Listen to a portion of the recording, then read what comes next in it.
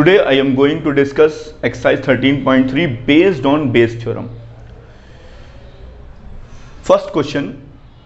This question is example. A doctor is to visit a patient. From the past experience, it is known that the probabilities that he will come by train, bus, scooter or by other means of transport are respectively 3 by 10, 1 by 5, 1 by 10, 2 by 5. The probabilities that he will be late 1 by 4, 1 by 3 and 1 by 12 if he comes by train, bus and scooter respectively, but he comes by other means of transport, then he will not be late. When he arrives, he is late. What is the probability that he comes by train? इस line से हमें पता लग गया what is the probability that he comes by train. इसका मतलब है ये क्वेश्चन आपका टोटल प्रोबेबिलिटी का नहीं है, ये क्वेश्चन आपका बेस थ्योरम का है। अब सबसे पहले हमें यहां पर ढूंढना है कि हमारा सैंपल स्पेस कितने पार्ट में डिवाइड हुआ है। उसके बाद हमको देखना है कि हमसे क्या चीज पूछा गया है। सबसे पहले आप क्वेश्चन को what is the probability that he comes by train, यानी कि सैंपल स्पेस को 4 पार्ट में ब्रेक किया गया होगा। एक ट्रेन, एक बस, एक स्कूटर और एक by other means of transport, यानी कि E1, E2, E3, E4। यानी सैंपल स्पेस को यहां से पता लग गया, सैंपल स्पेस को 4 पार्ट में डिवाइड किया होगा। अब आपको E1 समझाना है क्या है, E2 समझाना है क्या है, E3 क्या है समझाना है क्या है और E4 क्या है। तो फर्स्ट सबसे पहले let E1 be the event that doctor visits by train. E1 वो इवेंट है जब डॉक्टर विजिट करता है to see the patient by train. ये आपका E1 हो गया। बिल्कुल ऐसे ही E2 होगा। E2 be the event that doctor visits the patient by bus. E3 क्या होगा, E3 be the event that doctor visits by scooter. E4 क्या होगा, E4 be the event that doctor visit the patient by other means of transport. ये चारों आपको यहाँ पे लिखने हैं। मैंने एक लिख दिया है लेकिन आपको ये चारों लिखने हैं, तब जाकर के आपको समझ में आएगा कि अब प्रोबेबिलिटी क्या होगी। ये चारों आपने लिख दिए। अब यहाँ लिखेंगे hence E1, E2, E3 and E4 are mutually exclusive and adjunctive events.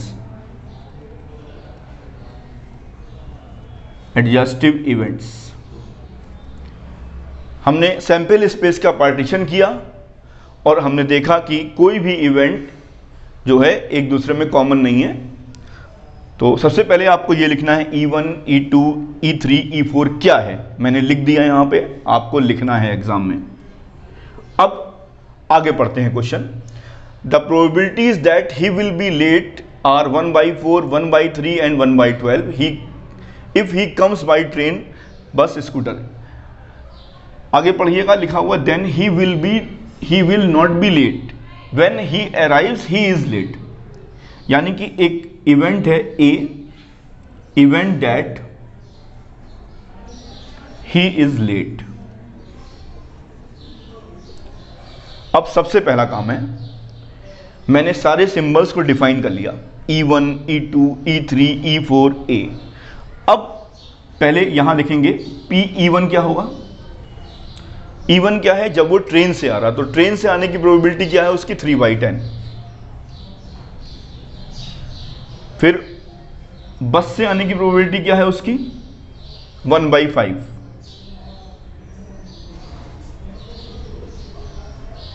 Scooter से आने की प्रोबेबिलिटी क्या है 1/10 and by other means of transport 2/5। ये आपने यहाँ पे लिख दिया। आपने समझा भी दिया कि E1 आपने क्या लिया है, E2 क्या लिया है, E3 क्या लिया है, E4 क्या लिया है, और आपने उसके बाद आपने बताया कि सैंपल स्पेस का जो पार्टीशन है वो आपने समझाया। Hence E1, E2, E3 and E4 are mutually exclusive and exhaustive events. PE1, PE2, PE3, PE4 लिख दिया। A event that he is late. अब देखिए ध्यान से, PA/E1 क्या है? PA/E1 है probability that he is late if he visits. जो आपका E1 है वो क्या है? वो आपका है ट्रेन से। If he visits by train. क्या है प्रोबेबिलिटी? जब वो ट्रेन से आता है और लेट होता है तो क्या प्रोबेबिलिटी है? 1/4। तो यहां लिख दीजिए 1/4। बिल्कुल ऐसे ही यहां लिखेंगे PA/E2। क्या होगा?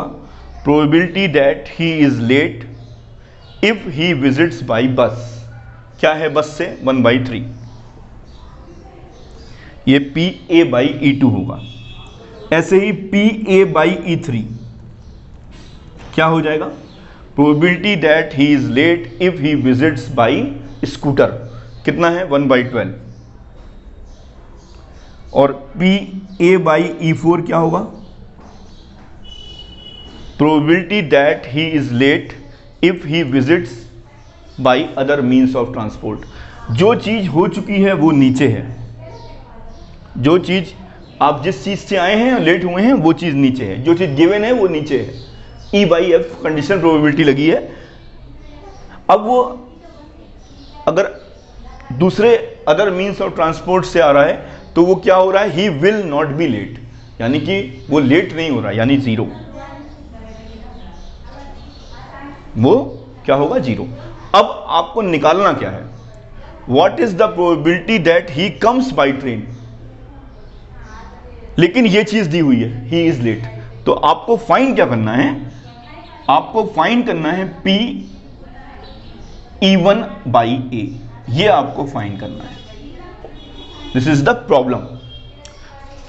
सारे सिंबल्स को आपको दिखाना है। आपने E1 को क्या लिया है, आपने E2 को क्या लिया है, E3, E4, A क्या है, PA/E1 क्या है, PA/E2 क्या है, और PE1/A क्या है। PE1/A है कि प्रोबेबिलिटी आपको निकालनी है that he comes by train given he is late, क्योंकि ये हो चुका है, वो लेट है।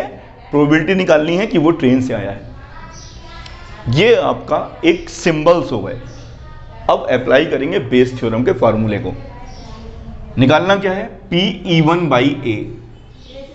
फॉर्मूला क्या होता है?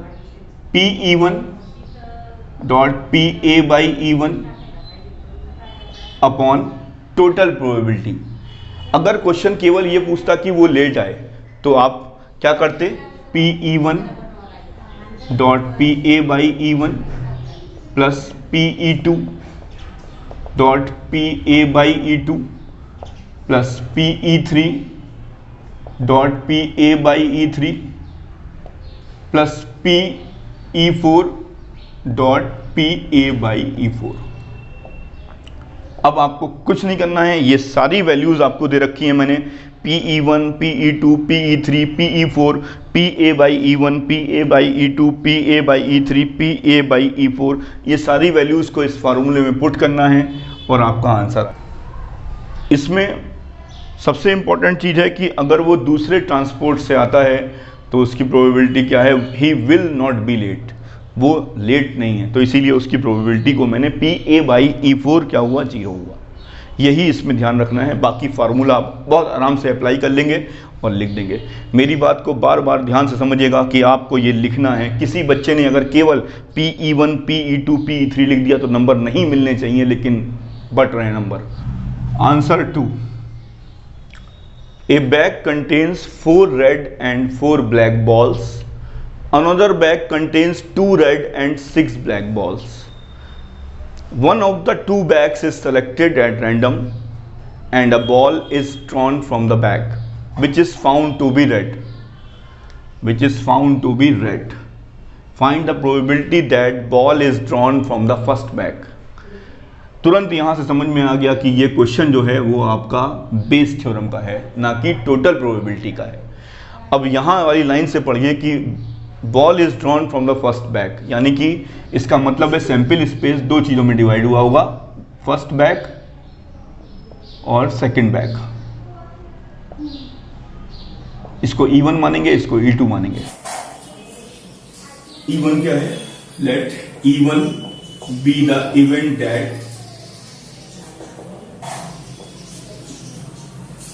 First bag is selected.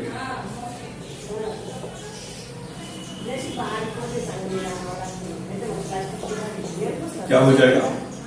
First bag, दो ही बैग है तो बैग सेलेक्ट करने की प्रोबेबिलिटी क्या हो जाएगी? 1/2। Let E2 be the event that second bag is selected।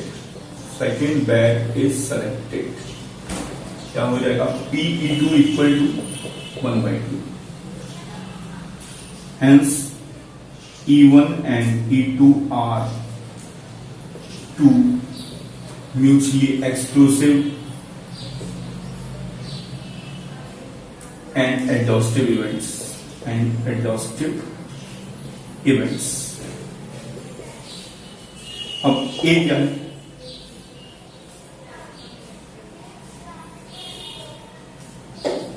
Ball is drawn from the bag which is found to be red. A ball is found to be red, ये A है हमारा। निकालना क्या है हम लोग को? Find the probability that the ball is drawn from the first bag, यानी कि P E1/A निकालना है। फाइंड क्या करना है? Find the probability that ball is drawn from the first bag E1 है और क्या हो चुका है? वो लाल, which is found to be red, यानी ये चीज फाइंड करनी है। अब यहां आ जाइए, PA/E1 क्या होगा? Probability that ball is red if drawn from first bag। जो हो चुका है वो नीचे, drawn from first bag। क्या होगा इसका आंसर? पहले बैग से आए, पहले बैग से लाल आए, तो पहले बैग से लाल आने की प्रोबेबिलिटी क्या होगी? 4/8। 4 रेड है तो रेड बॉल 4C1/8C1 यानी कि 4/8, यानी कि 1/2 आ जाएगा। ऐसे ही PA/E2 क्या होगा? लिखना है एग्जाम में ये सब, मैं इसीलिए लैंग्वेज को लिख रहा हूं। Probability that ball is red if drawn from second bag. क्या होगा? Put the values,